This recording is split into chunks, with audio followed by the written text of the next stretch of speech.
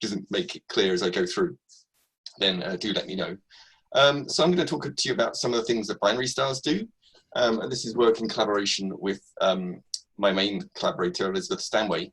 We actually went to undergrad and PhD together at the same time. And when we finished our PhDs, we started saying, you know, how can we work together? And then like, how can we stay in contact? Let's start writing papers together. And that's what led to BPAS. A lot of what you're going to hear today has been funded by the University of Auckland and University of Warwick, where Elizabeth is. But we both recently got some extra funding. So I'm now funded partly by the Royal Society of New Zealand with a Marsden Fund, which was nearly $1 million New Zealand dollars, so not real dollars, you know, not real American dollars, to like pay for a postdoc and a PhD student. And you'll hear about some of the exciting work we'll be doing there. And Elizabeth has just been funded by the UK STFC, I think that's what it's still called. And she's just hired a postdoc to again look at more to do with these binary stellar models. So Curtis has already very kindly introduced me. Just to specify, I'm Associate Professor JJ or Jan Eldridge, either one is fine. I've been going by JJ for a long time. I've switched over to Jan because I just really like the name. My pronouns are she, her, or them, they. As Curtis showed, you know, I'm preferring she, her these days. I'm an astrophysicist and I study exploding binary stars while exploding them with a gender binary. Because I'm transgender, which just means that my gender is not linked to the sex I was assigned at birth. And so, you know, it's like also pointing out you don't actually have to understand yourself. It's taken me a long time to try and work out who I am, and I still don't know what the answer is. So where this is saying, who am I? This is not just so you know who I am. It's also a question I have to ask myself all the time. And I work on stars, galaxies, supernovae, and you can find me on Twitter. I'm wondering how many of you are already following me on Twitter, but that's always something to worry about. So I have quite a big group now. It's shocking how this has grown over the years, because since moving to Auckland, I didn't really have any students. I just turned up as the new astronomer, and now I've got this wonderful group of students, past and present, I'm working with. And so when you hear about BPAS, these are the people that are behind it. I mean, primarily it's myself and Elizabeth, and for many years we were just trying to make these large number of binary models so we can actually do interesting things with them. But then recently we've been joined by Heloise, whose work I'll talk about later, where she's made something called Hoki, which actually makes it a lot easier for you to use our results.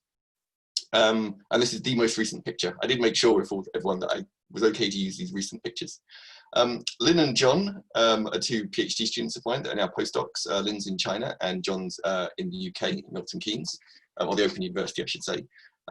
Max and Petra are my current PhD students.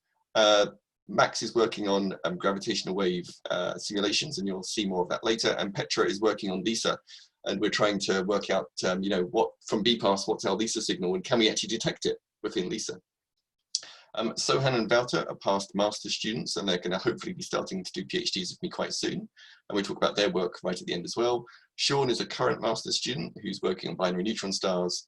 And Gleb and Adib are both students who are working on star clusters and trying to work out the age. Because when you suddenly, the problem with you'll see in this talk is, you know, for so long, stellar evolution has all thought about, you know, everything's a single star, right?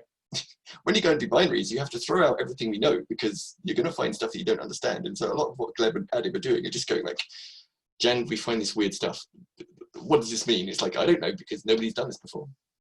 And there's also many other past students as well. Ashley is now, was Elizabeth's PhD student, and he's now a postdoc in somewhere in Holland, in the Netherlands, and I can't remember where. And then there's many other past students who you may recognize some of the names, because especially Mason, he's gone off to America somewhere to study. So yeah, so this is a really big project, and it's a project that's been contributed to a lot by students, which I think is really important to note. And really fun thing I like to talk about is why do I do astrophysics? And that's because I read too much science fiction when I was younger. And so if you don't know, the Doctor Who is a UK science fiction program. Some of you may be aware of this. I have to keep on remembering that if I'm talking to America, some people know it. Apparently in America, everyone likes Tom Baker, who was the fourth Doctor. My Doctor was Sylvester McCoy, the seventh Doctor. Although people used to say I looked a lot like David Tennant. And it's really good to know that I've actually regenerated. So now I can understand why I've always liked Doctor Who, because they're a lot like me. And actually I've written a chapter for a book about the science fiction, or the science of science fiction about Doctor Who. It's like an interesting book that's got lots of authors coming out next year, just, you know, which is a great thing when you become faculty, you can really do some really interesting projects that, you know, you think you'd never write about science fiction, but you get to. It's great. Okay. So how do I begin this talk starting about science? And it's interesting, after Curtis read out how, you know, I've gone through my career at different places, but what changes with your view of the universe over that time? And it's really interesting to start looking at this, which is Celia Payne-Gaposchkin. Hopefully everyone knows who Celia Payne-Gaposchkin is. She's the person who went and analyzed the spectra of stars for the first time to, you know, understand what the actual composition is. Because if you look at stellar spectra, you know, you see iron, you see hydrogen, but you don't know how much there is unless you actually do some very complex calculations involving the Saha equation, which came up by Magna Saha to work out the ionization states. And so you can actually work out how much there is from how much you see in the stellar spectra.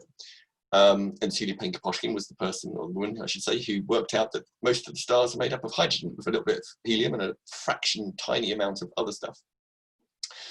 But many years after, I think maybe 30, 40 years after she made that discovery, she was given the Henry Norris Prize by the American Astronomical Society, and she gave this speech. And when I came across it, it noted that it was like given or written or published in the same year and month I was born, which was quite fun. But what's really good about this is when you zoom in on this paragraph, which is to say, I mean, it's pretty much what we think of. The reward of the young scientist is the emotional thrill of being the first person in history of the world to see something or understand something. And it was interesting, you know, because when I first met Curtis, that was just after I'd started understanding, when you look at supernova progenitors, you know, you could work out what the minimum mass of stars were that can explode in supernovae. And it's a really interesting region where that minimum mass is, because it's also the maximum mass of white dwarfs. And so I get that when you're a young scientist, you get this full of saying, I know this for the first time, that's amazing. And then the reward of the old scientist, where I am now, because I'm old, not that old, maybe, I don't know, is the sense of having seen a vague sketch grow into a masterly landscape. Not a finished picture, of course, a picture that's still growing in scope and detail with the application of new techniques and new skills. And, you know, as I've said, you know, the masterpiece is not my own work, it's those roughed out in parts, and, you know, other people contribute to it. And it's worth noting here as well, it's funny that Celia Payne-Gaposchkin is actually using he, him as a genderless pronoun within this work. Right, that's just to do with how language has changed and evolved, which is also interesting. Okay, hang on, I've scribbled on the screen. How do I clear all my drawings? Okay, that's good. Right, sorry about that. Turn off annotate. Okay, so let's think of this masterly landscape that we have within BPAS, or within all of astrophysics. And this is what we're talking about. It's the Planck diagram that, from the Planck collaboration, showing the entire scale and size of the universe, right? And so we have the Big Bang, we have inflation, we have the cosmic microwave background radiation, we have the dark ages when there are no stars, then we have the first stars, and then we have everything leading up to today where we are. I should put a little human here, saying like that's where we are. And within BPAS, we're trying to actually understand most of it all the way back to here, where the first stars are, right? Okay. And when I look at my publications and what work I've done over the years, this is where I started. I actually started here in the nearby universe, looking at progenitors of supernovae, because if a supernova explodes within about 20 megaparsecs, you stand a very good chance of actually detecting the supernova or the progenitor in a pre-explosion image from the Hubble Space Telescope and being able to resolve it. And that was work that was led by Stephen Smart and Skylar Van Dyke, two different groups. And they really pushed each other to try and detect as many of these progenitors as they can. And I was one of the first people to really use their observations and trying to understand what it told us about stellar models. But then I realized that, well, it's actually Elizabeth pointed out to me, if you have your stellar models up to the point of core collapse, you also have them over their entire lives. And so maybe you should go and look at all the other stars we have, because there's many more stars we know that are alive than there are dead. And so then I actually started looking at the supernova, the stellar type ratios in 2008, and eventually led on to us actually trying to understand what stars look like, right? And so when you take a stellar model and you run your maser model, it gives you back a luminosity and temperature, which isn't that useful when you're trying to actually match to what you see in the telescope. And this is one thing, when you're trying to make all these theoretical models, you actually want to take them as far as you can to observations, because you know everything about your models, but you don't know everything about the observations, right? You may have one image in one filter And then you've got to assume all these things about temperature and so on to know if your star has got the right luminosity. Whereas you can simulate what the magnitude is from a stellar model and compare directly to what you see. So actually the first paper is actually this 2012 one, not the 2009 one, sorry. Because this is where we were really interested, because Elizabeth had been working in high redshift galaxies. And there was, Alice Shapley had come out with a stack of galaxy spectra at redshift of 3. I think it was something like nearly 1,000 galaxies that she'd stacked together. And the emission lines, which I'll show in a while, didn't match the models from Starburst 99, which only used single stars. So both me and Elizabeth said, hey, let's do it with binary stars. Turns out writing a spectral synthesis code is hard. And also trying to get it published without testing it first is also hard, because the referee first rejected this paper, saying you need to test your predictions of what stars look like against the nearby universe, which is where this 2009 paper, which is one that lots of people reference now, because it's like a very clear example of this is what binary stars do in trying to predict the impact of interacting binary stars on stellar populations and their appearance. Because once we had written that one, then we could go back and do the paper in 2012. So already you can see we're going between today in the universe and studying the nearby universe, which we can study very easily, back to also thinking about what the impacts are at the highest redshifts. And as you go through this scheme, you can see that then when we did our first version of BPAS, we knew it was a bit, can I say a bit iffy? Do you get what I mean? It's like, it was okay, it was a good attempt, but there were so many better ways we could try and improve it. And so we then went back and made a second generation of models, with BPAS version 2, which is the one that's kind of out there at the moment. And you can see that we then went back and realized, hang on, if binaries are impacting what the galaxies look like at redshift of 3, they must also have an impact on reionization. And we were able to show that reionization is really driven by binaries. Because you have a large number of interacting binaries, you produce many more ionizing photons. And it's a good chance, quite probable, that the universe is only transparent today because of binary stars way back in the epoch of reionization. The really cool thing was, just after we published that paper, there was rumors going around about the gravitational wave detection. And so it was actually after someone posted on Facebook the masses of GW 150914, and they just had the masses, they didn't have error bars, so we guessed everything. And we said, do we have those models so that do the same stars that produce the reionizing photons back at epoch of reionization also give you the same mass of black holes that you saw in GW 150914? And what the surprise was, it did, sorry. And so then we had to quickly try and write a paper to show this. And it's a difficult thing to try and write a paper about gravitational wave astrophysics within about 4 weeks, and then go through all the referee cycles, because we were as excited, because we could link the stars that produced lots of ionizing photons to the mass of the black holes that produced it. And we're now getting to the point where we can actually, pretty sure we can show that that is the case. The most massive black holes that are coming out of gravitational wave mergers are probably due to the very massive stars way back at the beginning of cosmic stellar history, I suppose you could say. But then we can go further, because then this was only version 2.0, and again we wanted to make it better. So then we came out version 2.1, where we, in this paper, it's about 60 pages long, Eldridge, Stanway, and lots of other people. I'm sorry it's 60 pages long, but turns out there's a lot of astrophysics that stars do, and we tried to put everything in there that stars did do: supernova progenitor, gravitational wave events, stellar number ratios, observed colors of clusters, Wolf-Rayet bumps. It's all in there. And it's an amazing, interesting work that I never thought I'd have to write another PhD thesis, but but at least we wrote it together with many contributing authors, so it's quite useful. But then we was able to span the entire universe in trying to understand how stars could have an impact on the observations of stellar populations. And of course, the amazing thing is when we got to this point, everything else fell into place, because we had put so much effort into developing a really good set of models that was actually able to be used. We could then, over the last few years, create version 2.2, where we solved some problems to do with low mass stars. And so the problem is the initial versions were very good at doing massive stars. Low mass stars are more difficult for multiple reasons, mainly thermal pulses and the helium flash.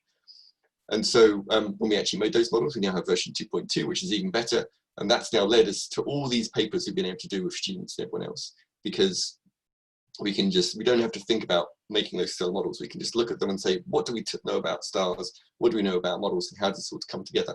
And so we're actually building this huge view now over how things vary over the universe and how binaries are important for all of them.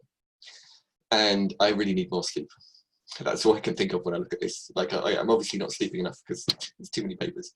But it's just to emphasize, this is just lucky because of the hard work that's gone into before creating the model set that we can then exploit. And so the model set that I'm talking about is the binary population spectral synthesis code. When I say code, it's kind of complicated because it's lots of different individual programs, because we have the stellar models, and then on top of that, you have the population synthesis, where you combine them together to predict rates of things and the weighting of the different individual stellar models. And then you have the spectral synthesis, where you actually predict what they look like. And you can use it to study anything, right? So stars, supernovae, clusters, galaxies, compact remnant mergers. We're kind of starting to think about chemical evolution, but that is much more difficult. And our ethos behind all this is, yes, there are uncertainties in stellar evolution, and especially so in interacting binaries, because everything is so uncertain. But let's take our best guess. We don't tune anything to try and fit one observation, and we just see if we can at least be less wrong in single star populations. And we're trying to be the theoretical equivalent of multi-messenger observations. So we make one model of stars, and we observe it in the way we observe the universe in every possible way, and see if we get the same output we put in. You can get the results from bpass.auckland.ac.nz. You can also go to warwick.ac.uk/bpass. There are 2 sites. And version 1.1 was based on 15,000 detailed models, but version 2.2 is on 250,000 detailed binary models. So this is, if you look at some population synthesis codes, most of them use rapid population synthesis, where you approximate the evolution of the star. We're doing something very different, which really sets BPAS apart, which was recreate the stellar models in detail. We use the detailed stellar evolution code. It's not Maser, it's the code that gave birth to Maser, if that makes sense. It's the Cambridge Stars code that I've modified, so it's not even the Cambridge Stars code anymore. It's my own version of the Cambridge Stars code. And it's very fast. It's not as perhaps detailed as Maser, but because it's a lot faster, we can actually make many more stellar models, and we can do them in detail, which is interesting because then when the binaries interact, you know what the envelope does, so you can predict much more accurately, does the star go through a common envelope? How stable is Rushloff overflow? And many other things, and also predict much more accurately what it looks like, which is the key point when you're trying to model what stars look like. You want to know what the envelope is doing and what the composition is to be able to get the right spectra that you then add into your stellar population. We have it over a large number of stellar metallistes and also over a large range of masses. And yeah, there's just some of the papers. The main ones are, of course, the Eldridge and Stanway PASA paper, publications of the Astronomical Society of Australia. And we actually named them after Kiwi animals. So version 2.1 was Kiwi, just because the Kiwi is the New Zealand animal. Version 2.2 is the Tuatara, which is a 200-million-year-old species, which is good because we was looking at the older stellar populations for that one. And Hoki is the routine that actually enables you to use BPAS results very easily. And it's because Hoki is a fish, and you go fishing in the data. Okay. I can't see anyone, so I don't know if you're laughing or if you're just going, oh, Jan, terrible joke, terrible joke. Okay, sorry. Right, so I've tried to make you excited. I've given you my broad scope of the universe and why binaries seem to be important, but let's show some actual concrete examples and things that I can point to and say, this is what binaries do. This is why binaries are important when we're trying to model them. And so if you'll go to most undergraduate stellar evolution courses, they teach you the evolution of single stars. So for a massive star, this is pretty much the evolution you get. You start on the main sequence, you become a red giant, then you, with a helium core, which is interesting. You know exactly why that star becomes a red giant. It's not just the mirror effect, right? The mirror effect is not a piece of physics. And one of the things I keep on coming back to and work with other people on, it's like, why do stars become red giants? Because it's a really interesting question. And it's not just because of the chemical gradient, it's also to do with energy and making sure you've got enough energy for the star to become a red giant. But in massive stars, you can then start burning helium to carbon oxygen, so you get your carbon oxygen core. And for intermediate stars, you'll come off and become a carbon oxygen white dwarf. But more massive stars can go towards oxygen neon cores or all the way to iron cores, and they'll explode in a supernovae, giving you a neutron star or a black hole that flies off. So that's kind of boring because it's all just about the core evolution. Massive stars can have strong stellar winds, which are also interesting, but you know that's for a tiny fraction of the most massive stars, above about 30 or 20 solar masses, that lose their envelope. But most massive stars should explode as red giants. Now the thing is that when you then put your stars in a binary, you've got to take account of the fact there are many different evolutionary pathways. Because if you have two stars, if you put them very close together, they're obviously going to interact earlier in their evolution than if they're more distant. And also their interaction is going to be dependent on how massive one star is compared to the other. If they're very similar, again, they're going to be much less likely to merge. Whereas if they're very dissimilar in masses, the smaller one is much more likely to merge into the more massive one. So if we start here on the beginning of the, well, kind of the middle of the diagram, I had to put it somewhere, on the main sequence, you know, you can go down any one of these evolutionary pathways. I just realized this is an older version of this diagram. I have a better version. I should have dug it out, I'm sorry. But you go down these different evolutionary pathways. And one of the key things is you do get these helium stars, which are in green, that you can't really get from single star evolution. So you can get very massive Wolf-Rayet stars from single star evolution because the winds can be strong, but they tend to be about 10 times the mass of the sun as a helium star, not initially. Whereas these helium stars can be like 2 to 5 solar masses. And they're just due to the fact that you've interacted and you've drawn off the helium envelope onto the companion. And so you get these low mass helium cores that explode. And these may actually be the majority of 1bc supernovae in the, well, type 1b supernovae, which are hydrogen free and helium rich. And also you have to think that each time you go through a supernova, you do have to think about whether your system is bound or unbound. And if there's anything in binary evolution that we don't really understand, it's actually the first supernovae, or what causes problems, because not only is the strength of the kick that the neutron star or black hole gets random, the direction is probably also random, which is a bit annoying, because then you can get any kind of orientation, and you've got to think about how many times does your binary system become bound or unbound, which is actually a problem when you're trying to simulate a large number of binaries. It's what happens at that first supernovae. But of course, sometimes stars actually merge, and so you don't have to worry about that. And exactly how many stars merge is an interesting question. I think that's something I really want to try and answer into the future. And yes, just to point out that a lot of work has been done about these helium stars, because anyone who talks about binaries understands them, and the person who's actually done a lot of work about that recently has been Ulva Goffberg and Selma de Mink. Ulva was Selma's student, but I think she's now working at the CFA in, no, not CFA, at Carnegie Observatories, if I remember correctly. And she's done a lot of work on trying to work out what they look like, because one of the problems is we haven't seen them, right? The helium dwarfs.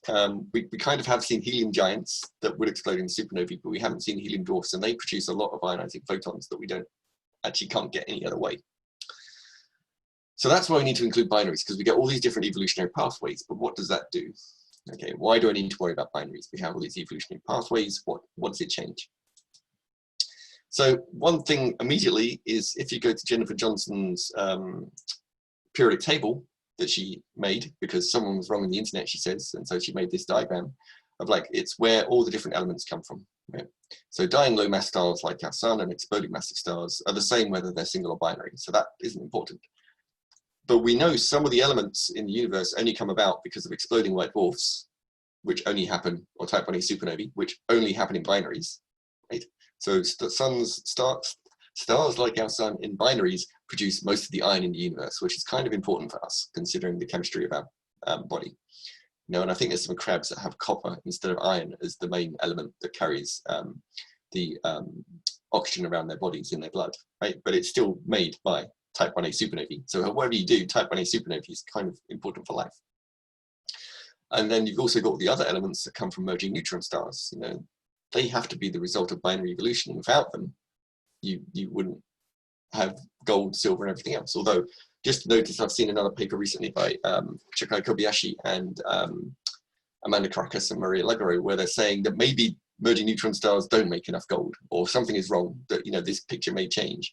But that was just out recently, and there was a few press releases about that. But it's one of the things that we know that binary stars are important for producing a large number of elements on the periodic table.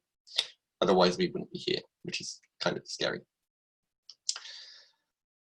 The HR diagram is what we normally talk about for stars.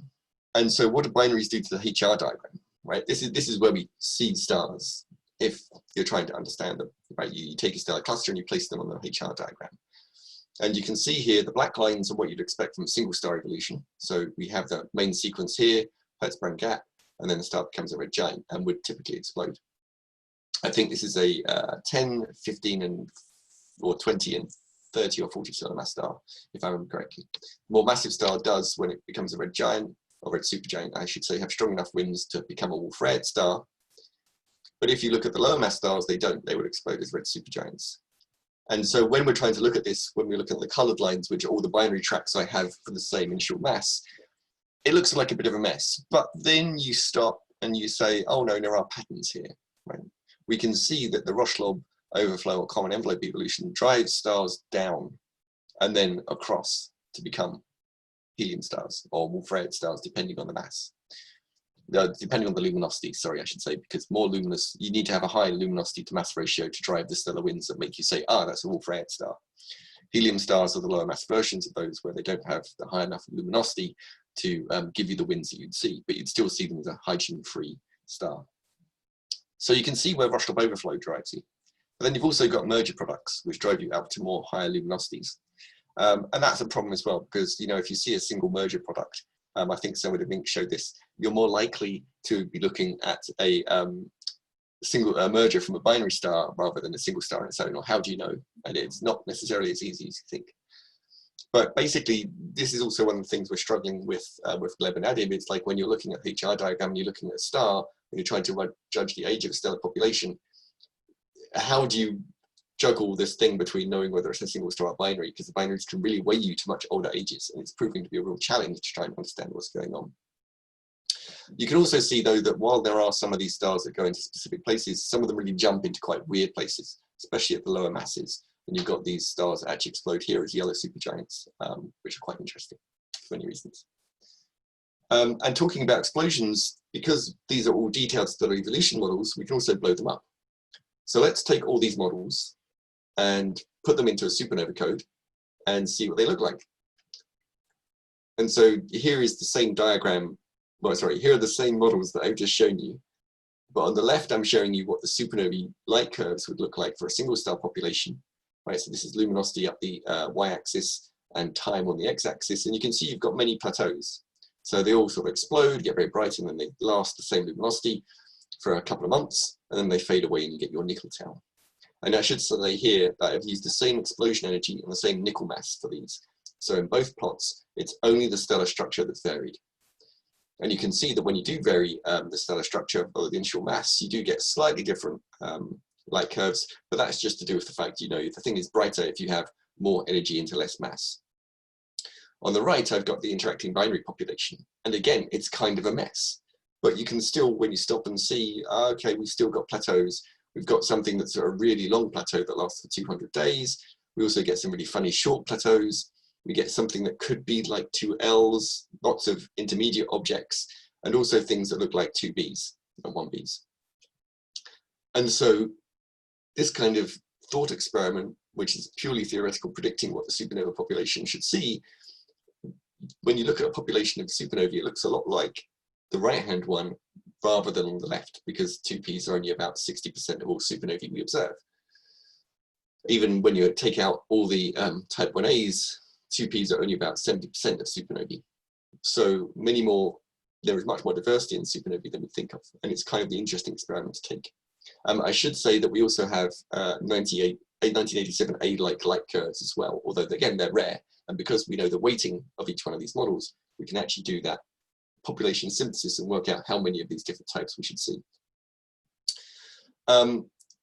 So there's 2 case studies of showing you things we can go and observe and check with. But again, the first thing that I talked about earlier on, one of the first papers we wanted to actually write all these binary models for, was to look at high redshift galaxies. And so I'm just going to show you some spectra from Chuck Slidell's paper in 2016, where he looked at, I think, galaxies at somewhere redshift of 2 or 3, and stacked them up again and compared the models to BPAS. Now, this is a big spectra, but if we focus in on these lines, these are the stellar wind lines. So they come from the stellar winds, and even though these galaxies are so far away, by looking at these lines, we're actually understanding something about the stellar population within a high redshift galaxy, which is kind of amazing.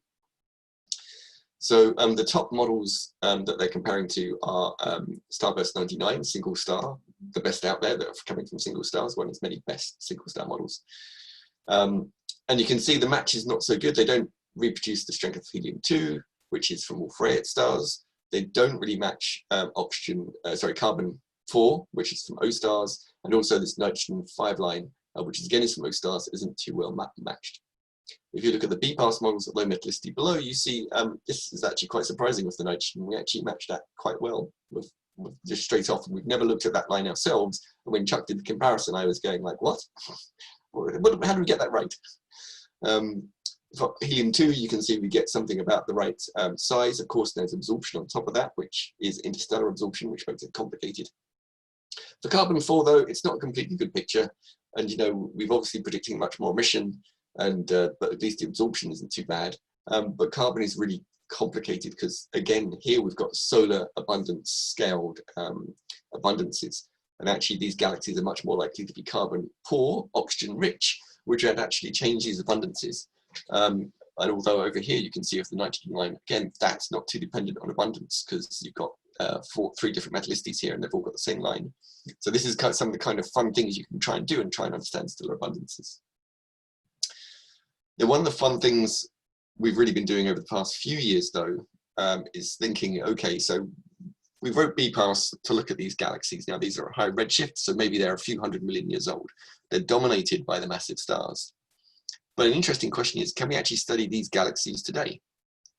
Because, you know, our galaxy is 10 billion years old. It maybe once it would have been like this galaxy. So can we study nearby old stellar populations, and what would these galaxies look like when they're old? And this is kind of the fun bit where things start coming together and you start collecting up different strands. So what do these galaxies look like when they're old? Well, they look like this. So this is NGC 4993, which was the host galaxy of GW 170817. So this is what I really like, because then you can start asking questions like, what if those are old galaxies and we can model them and we can understand how fast they're forming stars? Can we really understand what's going on in these galaxies today and understand the gravitational wave events we may actually see? And this is actually kind of why I received the Marsden funding, was because I pointed out this very simple thing of just saying like, well, we want to understand these galaxies, which is great. And you're saying, but Jan, everyone's done this, right?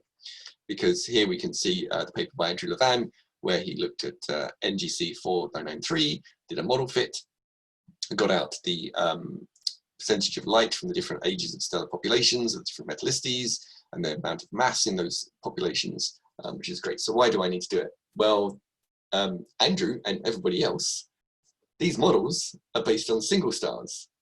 And I hate to tell everyone this, but like binary neutron star mergers and gravitational wave mergers from black holes mostly come, I'm saying mostly because there's probably one that isn't from a binary star, mostly come from binary stars, right? So if that system was a binary star, it's a very good bet that spectrum 4993 has a contribution from binary stars. So to properly understand it and get the right ages out, we need to do this fitting with a binary population. That's a lot easier said than done because we have the model spectral fitting, and Heloise is getting quite deep into how you actually do the best kind of matching between observations and theory. And so we've been working on this hard because it's a hard problem, especially when everyone's been doing it using single stars, not binaries, and so you have to rewrite your understanding. The interesting thing is, even if you do a simple fit, we know that while the ages seem about right for the stellar population we see in this galaxy, the metallicities are much lower. So while the ages are probably right for the population, the metallicities are lower, which maybe tells you something different about the rate of gravitational wave events you should expect within that galaxy. So we're trying to do this. So we have looked at most of the host galaxies, but only with single star populations. And yeah, as I said here, right, so for single stars, the gravitational wave merger rate is almost 0. It's not quite 0 because you can get some. Just making sure I know. And then we do know that BPAS will have a really big change, because when we did do the older stellar populations, Elizabeth did a really good study here where she was using FSPS templates. They're not Charlie Conroy's FSPS templates, they're somebody else's templates that they made using FSPS, because Charlie now finds quite similar ages to us by doing this correctly. But when we use these other templates that people were using to work out ages of old stellar populations by looking at the Lick indices, you can see that FSPS templates just gave everything at basically almost 1 metallicity and at 1 age, which was 10 billion years. Whereas with BPAS, you get a spread of ages and a spread of metallicities. And we also found that the older stars, or the older populations, were also more metal poor, than the younger populations, which you would expect because of galactic chemical evolution. So it's kind of exciting that, you know, we know that there's going to be a difference when we look at these host galaxies and try and understand the galaxies in greater detail, but we don't know exactly what it is yet. So bear with us. Okay, let me just see where I am in my slides. Okay, so last 10 minutes, is that about right? I hope. I haven't had any complaints. Okay, I'll go for 10 more minutes. I think that's okay, hopefully. Yes, thanks. Thanks, man. Okay, so you're saying, but Jan, is it easy to include binaries myself? Yes, thanks to Heloise, because she's made Hoki. This is actually an older screenshot, which you can find. You can just search for Hoki on GitHub, and you can download it. It's a Python package, and it's amazing because you can instantly, within a few lines of code, suddenly make color magnitude diagrams because it's all there. There's actually so much you can do with it. You can look at supernova rates, you can make color magnitude diagrams. You can, we've now got a new routine called Age Wizard, where you can actually work out the ages of clusters, which I'll talk about in a second. But here, this is just where I went to Gaia. I got the Pleiades, or Matariki, which is the Maori word for it, or it's Subaru in Japanese. Everyone loves the Pleiades, as far as I can tell. And we're trying to just match it to an age of stellar clusters. And so you can see here on the left, you've got the single star isochrones, which are just a line, kind of. But the second you put in binaries, you get a much more messy plot. And so it's like trying to understand that some of this mess actually has information, and we can try and use it to try and more accurately understand the age of the stellar population. And so it is literally just, this takes 2 minutes to do, which shocks me, right? As long as you've got an SSD drive, don't do it on a hard drive, it takes a few more minutes than that. But it's amazingly quick to combine like a few tens of thousands of models to make a color magnitude diagram at a certain age for your current favorite figure. And of course you can save them, so you only got to make them once and then you can do the comparison later. Okay.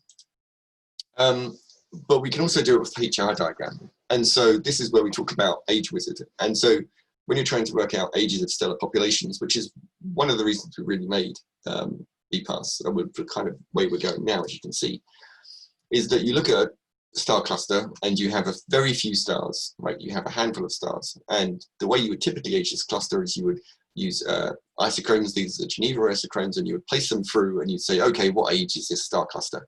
And obviously you'd say, oh, it's somewhere between 6.5, well, 6.6 maybe, and 6.7, right? Because where is the turnoff here? You can't really understand that. With Age Wizard, which is the Hoki routine that Heloise has written, is you make a color magnitude diagram, right? So you can have a star within the color magnitude diagram at a certain age, but then you have it at all ages. And so you look for that one star where it is on the HR diagram. You actually have a three-dimensional cube, so all the color magnitude diagrams or HR diagrams you expect at different ages, and you can get a count or probability distribution function about where that star is most likely to exist in terms of ages. And of course, you do that for multiple stars, and you can combine it into an age distribution for the stellar cluster. So this is a stellar cluster in NGC 300 with Anna McLeod. It's her data because she was trying to share IFU data, and so you could actually get the temperature and luminosity for these stars.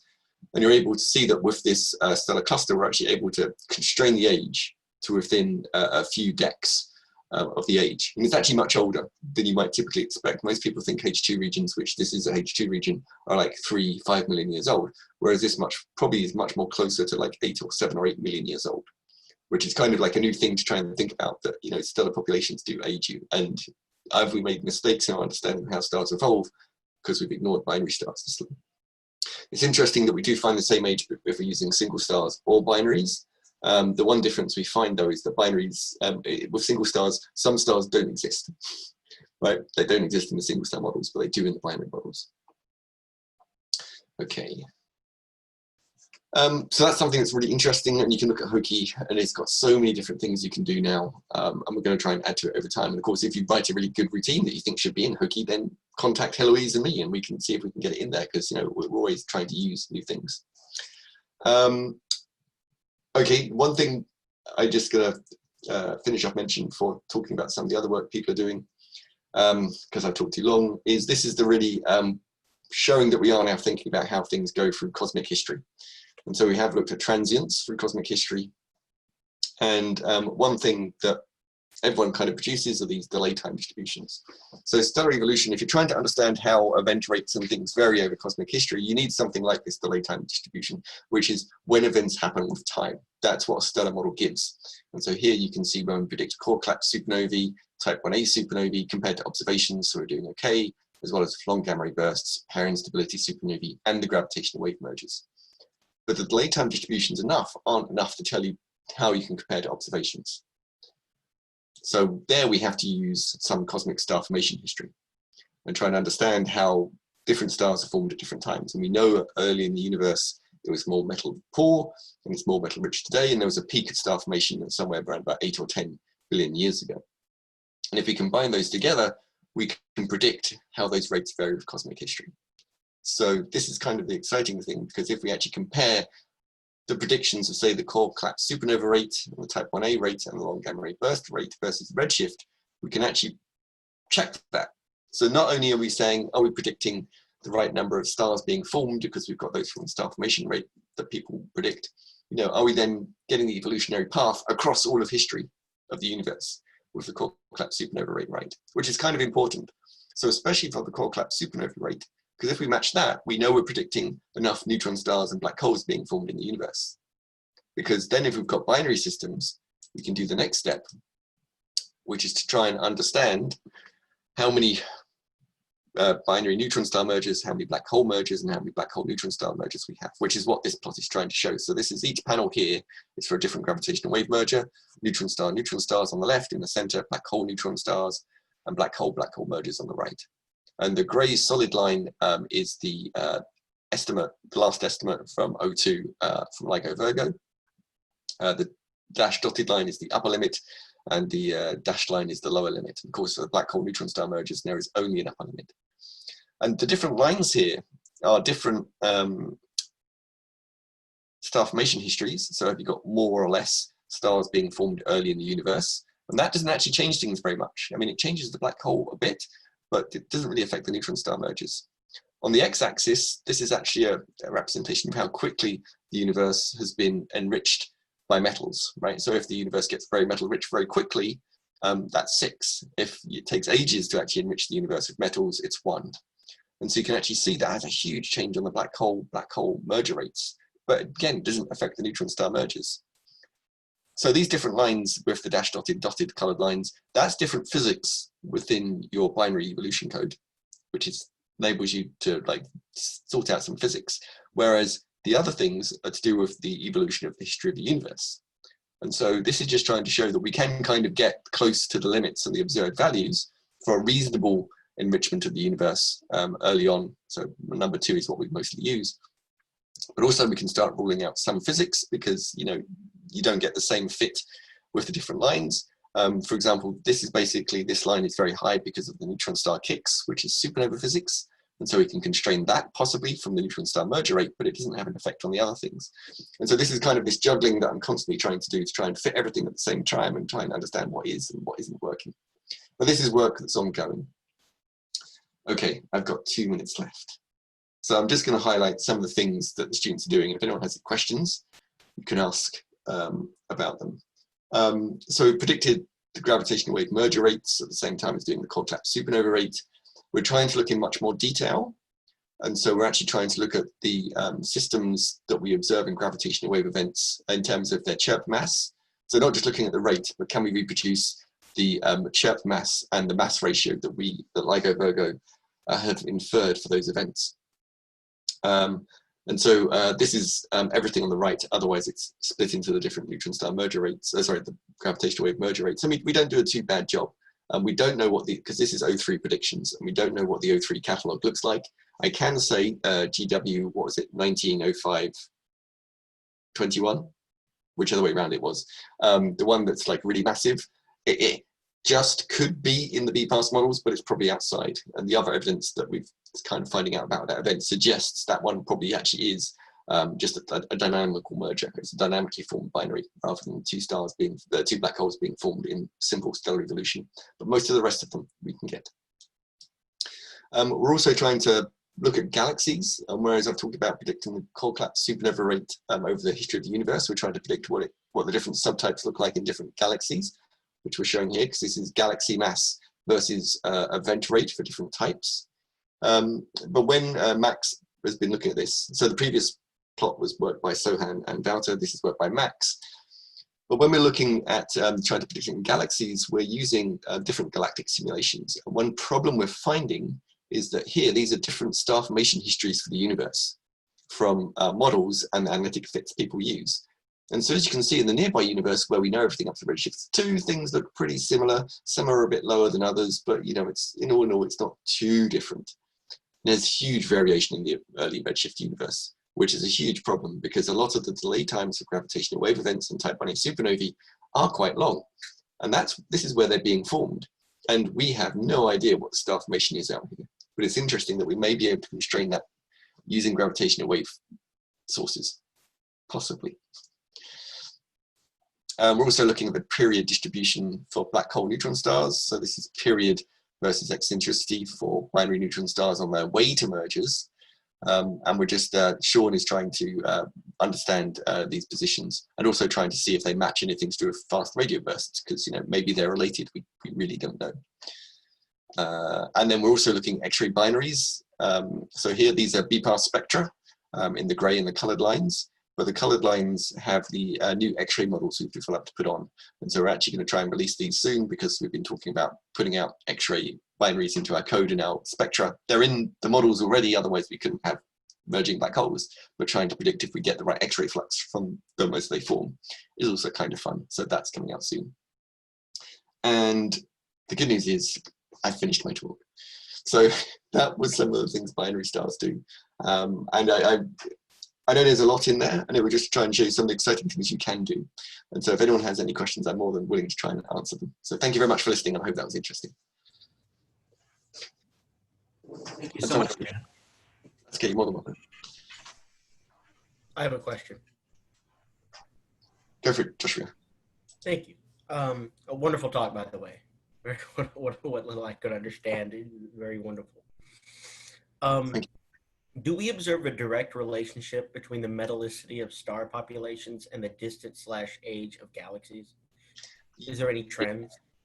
Yes, I'll say yes. Well, we can look in our own galaxy, right? So you can see, for example, that there are older stars within our galaxy are more metal poor. So we don't actually even have to go to the distant redshift galaxies to see what the metallicities or the composition are. We can actually see that within a galaxy. And one way of trying to study the evolution of the universe is to study the nearby stars. And it's really complicated because we do see that older stars are more metal poor, but we also see that the composition is different.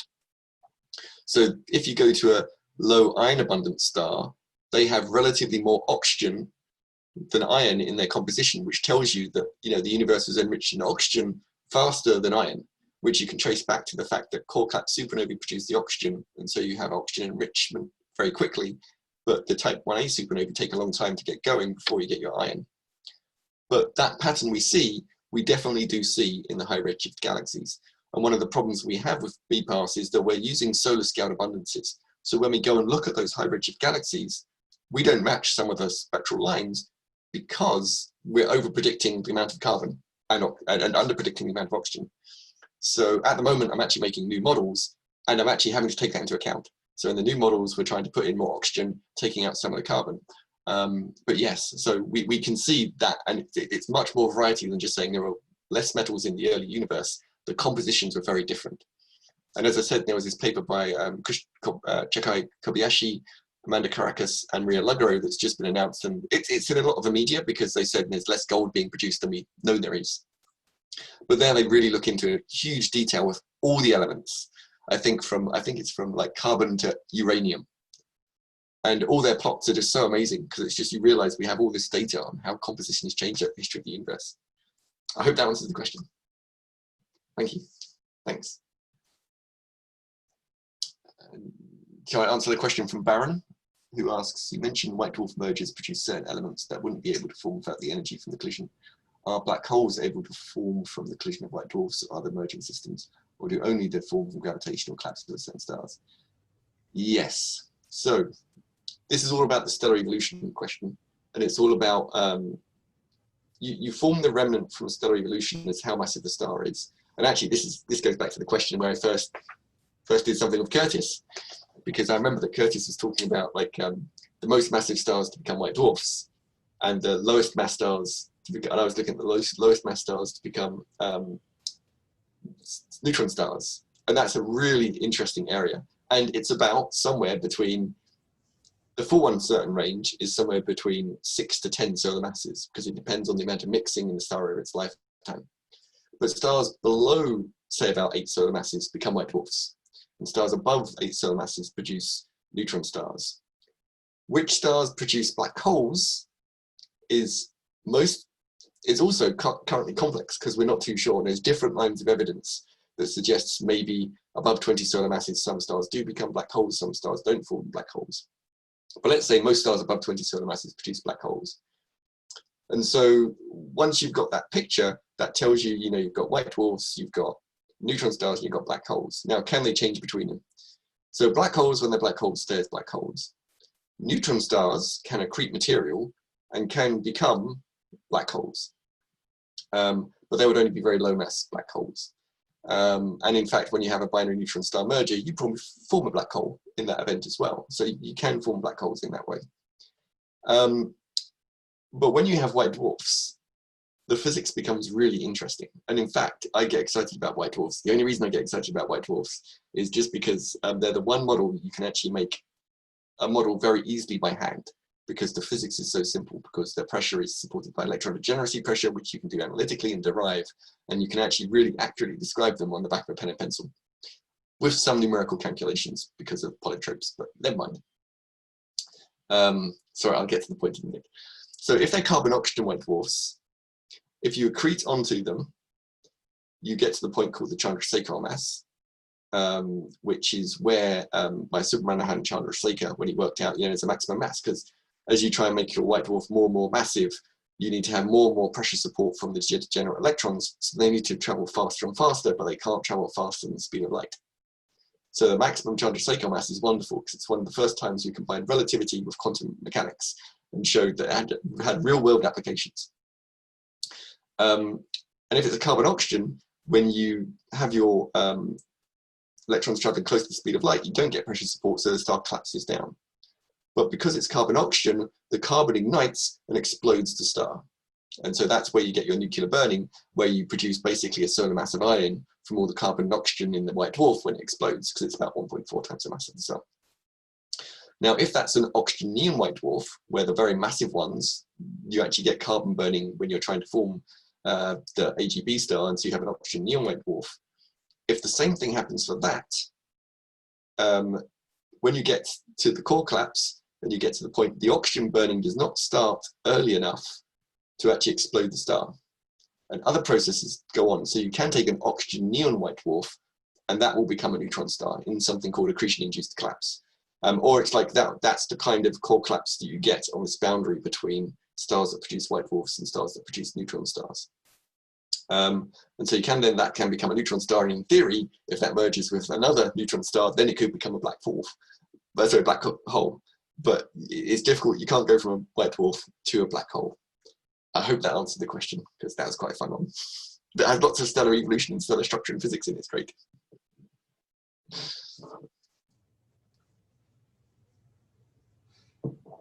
Any other questions? It's been good questions so far. There are no stupid questions, because I can bet somebody else is thinking the same question if you have it. You're welcome, Baron.